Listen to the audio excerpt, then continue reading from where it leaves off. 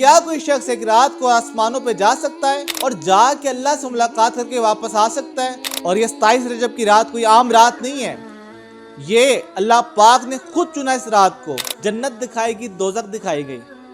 دوزخ میں دکھایا گیا کہ کس طرح پہنچ کے سدرا پہ روح الامین کہنے لگے یہاں سے آگے کا رستہ حضور جانتے ہیں۔ معراج کی رات کا واقعہ ہر کوئی بیان کرتا ہے، اور میں بھی آج آپ کو تفصیلاً بتاؤں گا کہ معراج کی رات کیا ہوا، خاتم النبیین رحمۃ اللہ عالمین کو کن کن انعامات سے نوازا گیا۔ لیکن ان انعامات، ان رات، ان برکات کے علاوہ میں آپ کو کچھ تلخ حقیقت کے بارے میں بھی بتاؤں گا، جو آج کے نوجوان، آج کی نسل، آج کے لوگ ہم سے سوال کرتے ہیں۔ ان سوالوں کا بھی میں آپ کو جواب دوں گا۔ ابو جہل نے حضرت ابوبکر صدیق رضی اللہ عنہ سے کہا کہ کیا کوئی شخص ایک رات کو آسمانوں پہ جا سکتا ہے اور جا کے اللہ سے ملاقات کر کے واپس آ سکتا ہے؟ تو ابوبکر صدیق نے کہا ایسا تو ممکن نہیں۔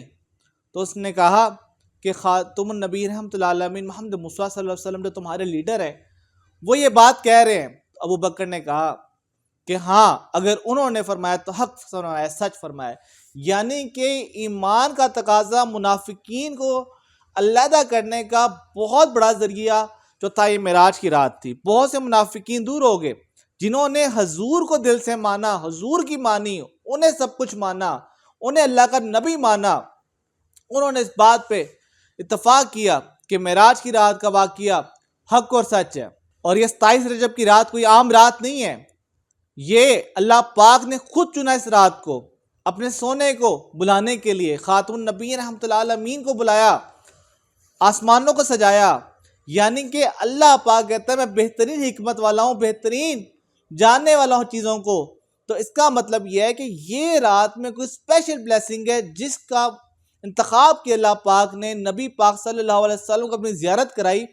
یہ کوئی خاص رحمتوں والی کوئی الگ رات ہے، یہ عام راتوں میں سے رات نہیں ہے کہ اگر ہم اس کو کہہ دیں کہ میرے خیال سے اگر کوئی بھی شخص دل سے اس رات توبہ کرے، کچھ بھی مانگے، تو وہ مالک کل لازمی اس نسبت سے دے گا کہ اس دن اس نے سونے کو بلایا تھا، زیارت کرائی تھی۔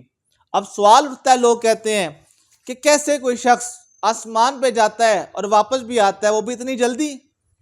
تو بات یہ ہے کہ حضرت سلیمان علیہ السلام کے دور کے اندر اگر ان کا ایک امتی، ان کا ایک غلام پلک جھپکنے میں ملکہ بلقیس کا تخت لے کے آ سکتا ہے تو میرے نبی کیوں نہیں آسمانوں پہ جا سکتے؟ سوال کرنے والا سوال کرتا ہے وقت کیسے تھم گیا، لوگ کیوں نہیں اٹھے؟ تو بہت ہی آسان سوال کا جواب ہے کہ پہلی بات یہ ہے کہ اللہ پاک کے حکم کے مطابق وقت چلتا ہے۔ وقت پہ حاکمیت میرے اللہ کی ہے، اس دنیا کا مالک میرا اللہ ہے، وہ چاہے تمام وقت کو روک دے۔ اور سلانے کی بات قرآن میں سورہ کہف کے اندر اللہ پاک صاف صاف بیان کر رہا ہے کہ کتنا عرصہ اللہ پاک نے ان کو سلائی رکھا۔ اس کے علاوہ قرآن میں پھر اللہ پاک کہہ رہا ہے کہ جب تم مرتے ہو تب ہم تمہاری روحوں نکالتے ہیں، اور جب تم سوتے ہو تب ہم تمہاری روحوں کو نکالتے ہیں۔ یعنی کہ یہ جو روح ہے یہ اللہ کے حکم پہ ہے، اللہ چاہے تمام وقت کو روک دے اور تمام کی روحوں کو ساکن کر دے کہ کوئی نہ اٹھ سکے۔ اور ماننے والے اگر نہیں مانے معراج کی رات کو تو وہ دیکھ لیں، اس قوم سمود کو یاد کریں جس نے حضرت صالح علیہ السلام سے کہا کہ آپ اگر اس پہاڑ کی چوٹی کے اندر سے اونٹنی پیدا کر دیں، وہ اونٹنی دودھ دیتی ہو، وہ حاملہ ہو، سرخ رنگ کی ہو، قدآور ہو، پانی پی لے، تو ہم آپ کو اللہ کا نبی مان لیں۔ لیکن کیا ہوا؟ جب ایسا عمل اللہ پاک نے کیا، تمام لوگوں کے سامنے، کھلی آنکھوں کے سامنے، اس پہاڑ میں سے، اس پتھر میں سے جب اونٹنی کو پیدا کیا گیا تب بھی لوگوں نے نہ مانا۔ تو میرے نبی کی اس بات کو کوئی مانے نہ مانے، وہ اس کا ایمان ہے، اللہ کو اس سے کوئی غرض نہیں ہے۔ اب ہم واقعہ شروع کرتے ہیں۔ خاتم النبیین رحمۃ اللہ علیہ محمد مصطفیٰ صلی اللہ علیہ وسلم آرام فرما رہے تھے کہ جبریل آپ کے گھر آتے ہیں۔ جبریل آتے ہیں، ساتھ ایک سواری براق لے کے آتے ہیں۔ آپ قدموں کی طرف کھڑے ہو جاتے ہیں، کھڑے ہو کے کافی دیر سوچتے رہتے ہیں کہ میں آپ کو کیسے جگاؤں۔ تو آپ کیا کرتے ہیں، خاتم النبیین رحمۃ اللہ علیہ محمد مصطفیٰ صلی اللہ علیہ وسلم کے پاؤں کا بوسہ لیتے ہیں۔ جب بوسہ لیتے ہیں تو سرکار اٹھ جاتے ہیں، کہتے ہیں جبریل خیریت سے آئے تھے؟ تو جبریل فرماتے ہیں کہ اللہ پاک نے آج آپ کو اپنی ملاقات کے لیے بلایا، انعامات سے نوازنا ہے اور آسمان کو سجایا گیا ہے، فرشتے آپ کی زیارت کے لیے منتظر ہیں، اور پوری دنیا کے اندر رحمتوں والی راہ چلی اور پوری دنیا کے اندر رحمت والی ہوا چلا دی ہے۔ تو جبرائیل مسجد حرام سے مسجد اقصی آپ کو براق پہ لے کے جاتے ہیں۔ پہلے آپ خاتم النبی رحمۃ اللہ علیہ محمد صلی اللہ علیہ وسلم کا اوپن ہارٹ سرجری کرتے ہیں، آپ کے دل کو نکالا جاتا ہے، صاف کیا جاتا ہے، اور یہ عمل آپ کے بچپن میں بھی ہوتا ہے۔ حضرت عباس سے مروی ہے یہ بات، یہ پوری حدیث ہے جس کے اندر آپ نے خود فرمایا کہ میں چھوٹا تھا، میرے دل کو نکالا گیا اور صاف کیا گیا۔ ایسے ہی جب معراج کی رات اللہ سے ملاقات پہ جہاں تب بھی ایسے کیا۔ براق پہ جب آپ مسجد حرام سے مسجد اقصی جاتے ہیں، وہاں تمام انبیاء موجود ہوتے ہیں، تمام انبیاء کا ایک اجتماع ہوتا ہے، اس اجتماع کے اندر جبرائیل اذان دیتے ہیں، نماز کا وقت ہوتا ہے، تو جبرائیل کہتے ہیں اللہ پاک کا حکم ہے کہ محمد مصطفیٰ صلی اللہ علیہ وسلم تمام انبیاء کی جماعت کرائیں، یعنی کہ یہاں پہ فضیلت دی گئی، تمام انبیاء کا سردار خاتم النبی رحمۃ اللہ عالمین کو بنایا ہے، اور امام کون ہوتا ہے؟ لیڈر ہوتا ہے، امام کے پیچھے لوگ ہوتے ہیں، یعنی کہ تمام نبیوں نے نبی پاک صلی اللہ علیہ وسلم کی جب نماز پڑھی، بتایا کہ ہمارے امام محمد ہیں، یعنی کہ کوئی نبی اگر مردہ زندہ کر دیتا ہے، کوئی نبی اگر چشمے چلا دیتا ہے، کوئی نبی جو ہے وہ عصا پین کو سام بنا دیتا ہے، کسی نبی کے لیے پہاڑ سے اونٹنی نکالی جاتی ہے، کسی نبی کو کوئی بات ہوتی ہے، کسی نبی سے کوئی چیز ثابت ہے، تو پھر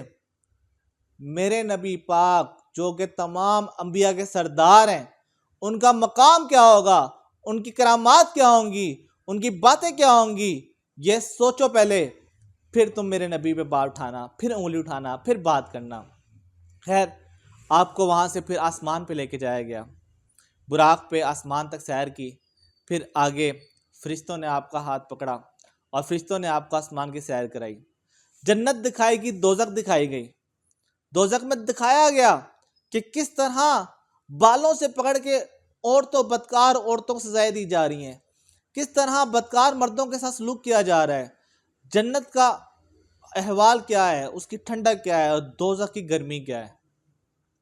سب دکھانے کے بعد سدرۃ المنتہا پہ جب آئے جبرائیل، یہاں پہ کہنے لگے حضور یہاں سے آگے کا رستہ آپ جانتے ہیں، اور جبرائیل نے کہا اس سے آگے میں گیا تو میرے پٹ جل جائیں گے، تو وہاں پہ ایک تخت بھیجا گیا، اس تخت کے اوپر پھر آپ نے سیر کی، آپ تھوڑا اوپر گئے، وہاں جا کے اللہ پاک نے کہا محمد ایک قدم آگے بڑھائیں، آپ نے بڑھایا، کہا جاتا ہے وہ قدم اتنا بڑا تھا وہ ایک قدم بہت زیادہ فاصلہ طے کر جاتا تھا، پھر کہا اللہ پاک نے محمد ایک قدم اور بڑھائیں، آپ نے اور بڑھایا، پھر کہا اور بڑھائیں، یہاں تک کہ 2 ہاتھوں کے برابر فاصلہ رہ گیا۔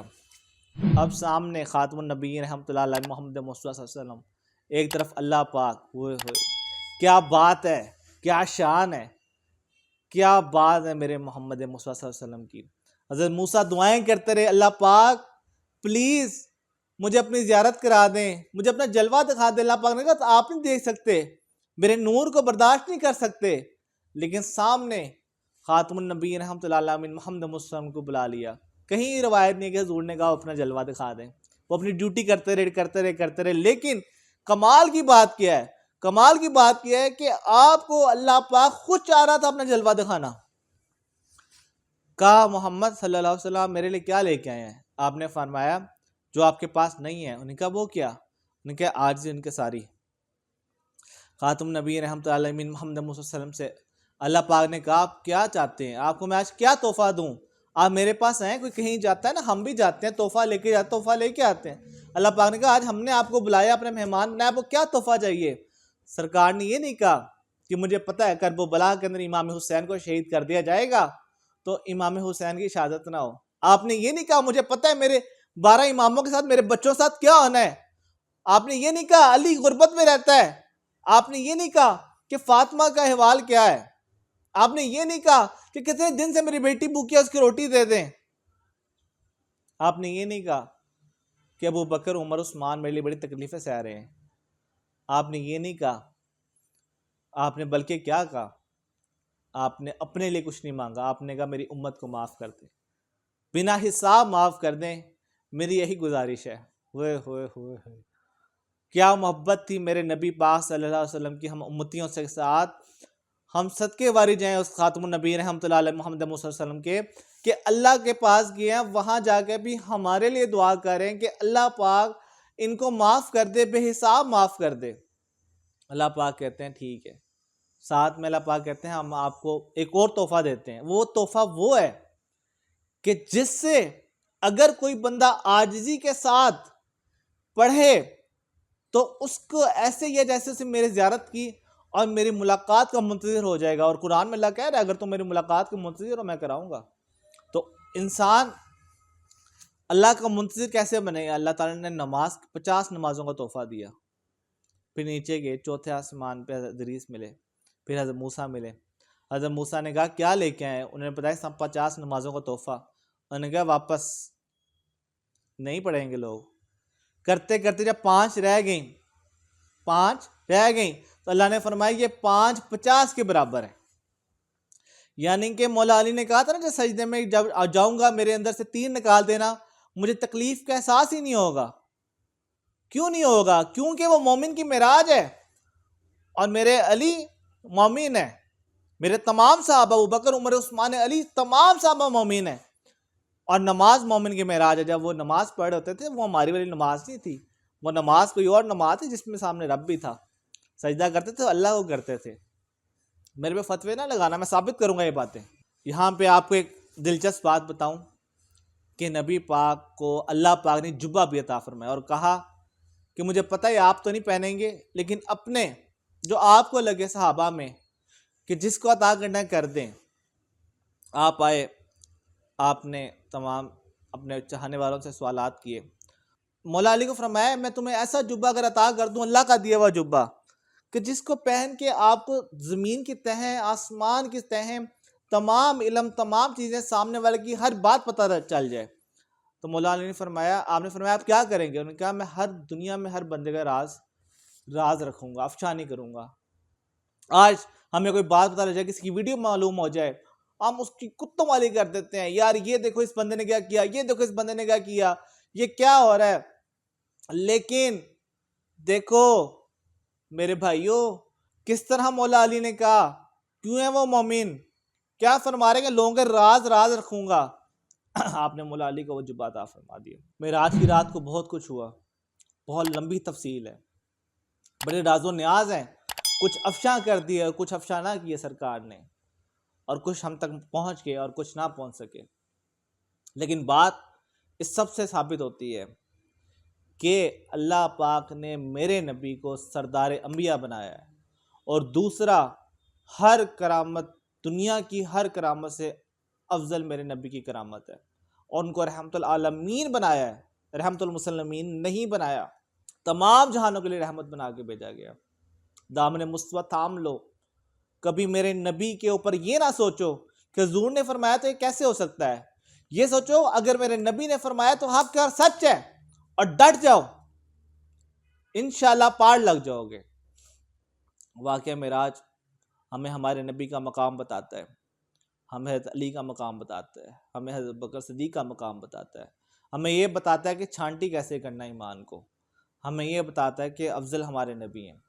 انشاءاللہ نیکسٹ پوڈ کاسٹ دوبارہ شروع کر رہے ہیں، اچھے پوڈ کاسٹ لے کے آئیں گے انشاءاللہ، دعاؤں میں یاد رکھیے گا۔